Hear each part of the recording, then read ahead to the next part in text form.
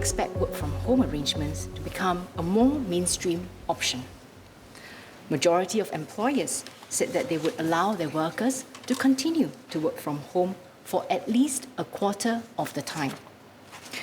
We should not rush into hasty legislation that unintentionally creates workplace rigidity that may impede our economic recovery at this time.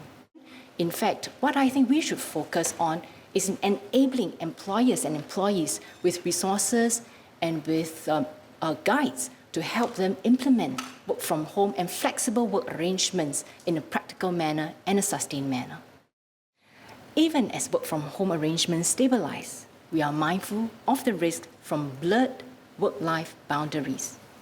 The Tripartite Advisory on Mental Well-being was introduced in 2020, and one of the key recommendations was for employers to set reasonable expectations of after-hours work communication, such as not requiring employees to respond to non-urgent work-related messages and emails after certain hours.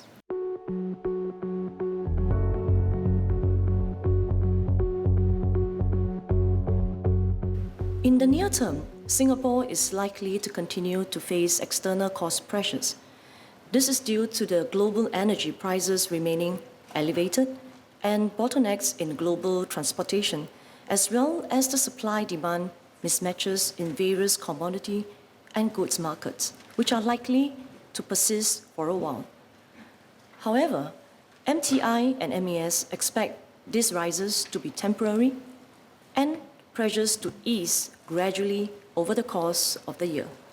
In particular, global oil prices should ease as production increases to catch up with demand. On our domestic labour front, wage growth is likely to continue to improve as the demand for labour strengthens on the back of a continued pickup in economic activity. The government's rollout of progressive wage policies, such as the expansion of the progressive wage model to the retail sector, would also support wages for lower-wage Singaporeans. At the same time, as the COVID-19 situation stabilizes, consumer demand should improve. With all these factors in mind, MES core inflation is expected to increase in the first half of 2022 before easing in the later part of the year.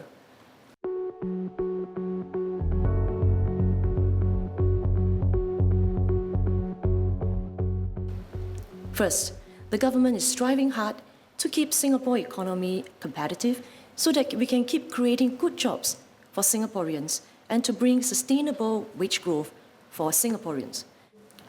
Second, given the imported and domestic cost pressures, MES tightened the monetary policy in October last year by shifting the trade-weighted Singapore dollar towards an appreciating path.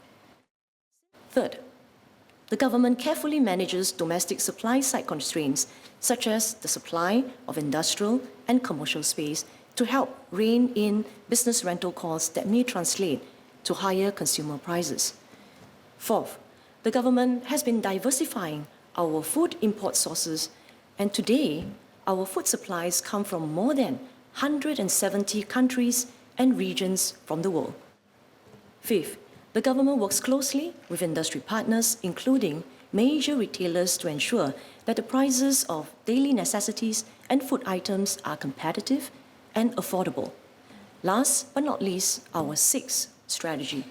The government provides targeted assistance to lower-income Singaporeans who need support for their basic living expenses through schemes such as the Permanent GST Voucher Scheme, Service and Conservancy Charges, SNCC rebates, and the Public Transport Voucher. We need sound fiscal foundations, not just to provide support to households and businesses when needed, but also to meet our collective aspirations: affordable healthcare, quality education, and a safe and secure home in a responsible and sustainable way. The GST, together with our income and wealth taxes, are important parts of a sound revenue structure that will enable us to provide care, support, and a strong social compact. To sum up, while global inflationary pressures have been a significant driver of the recent rise in core inflation, the government has shielded and continues to shield Singaporean households from much of these price pressures. We will continue to review and improve ways to support Singaporeans, particularly lower-income households, seniors, and those with greater needs.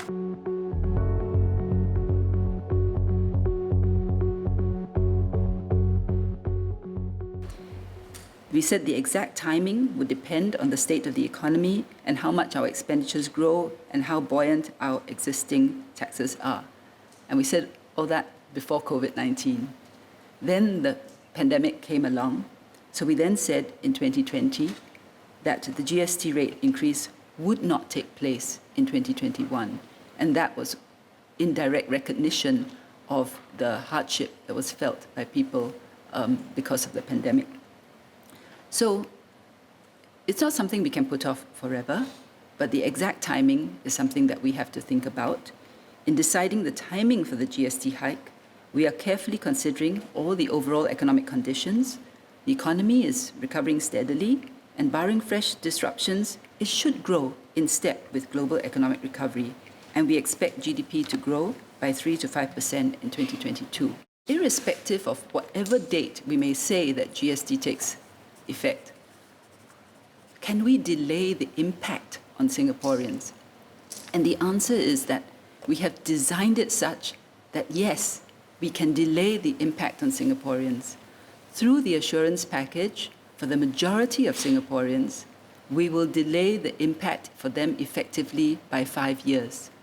And for the lower income, the impact on them will be delayed effectively for 10 years. Is the government veering towards the formation of anti-profiteering committees as a way to track prices and how they affect our people on the ground?